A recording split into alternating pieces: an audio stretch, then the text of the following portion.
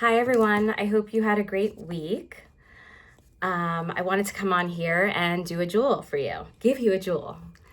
The jewel is that it is your responsibility to get your needs met. This has come up quite a bit this week in my client sessions and in my life, so I thought I would share. And as I've been thinking about this subject, I've been thinking about two things. One, that this sort of change in responsibility is one of the indications that childhood is over and you're ready to be an adult. So babies and children can't get their needs met, especially babies.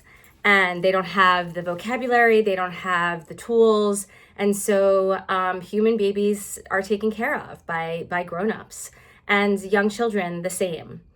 And it's sort of when you move into adulthood, is part of that indicia of turning an adult is knowing yourself enough to know you have needs and to start taking ownership of those needs. It's part of what marks the beginning of adulthood. So I've been thinking about that and sort of the human evolution of this concept of being responsible for your needs and how it mirrors sort of the shift from child to adult. The other thing I've been thinking about is the word responsibility.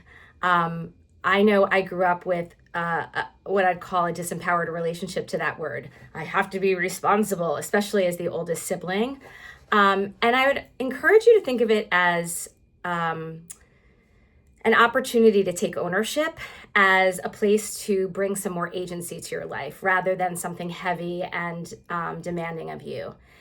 And I'd also ask you to think about what happens when you don't take responsibility, ownership, or agency over getting your needs met.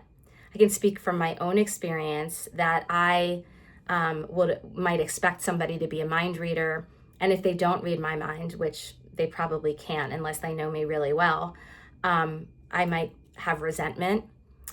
It might sort of indicate a breakdown or begin a breakdown in a relationship that isn't really necessary. It also might have me feeling disconnected from myself, to not feel taken care of, and to not feel like the things that I need are actually happening. So this is a coaching conversation, and I encourage you to think about where you're withholding what your needs are and what might be in the way. It could be something like you have a story about what it means to put your needs out into the universe. Maybe you've been let down before when you've asked.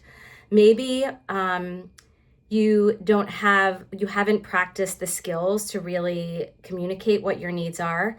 Maybe you haven't sat with yourself long enough to give yourself permission to have needs, or to really know yourself well enough to know what your needs are.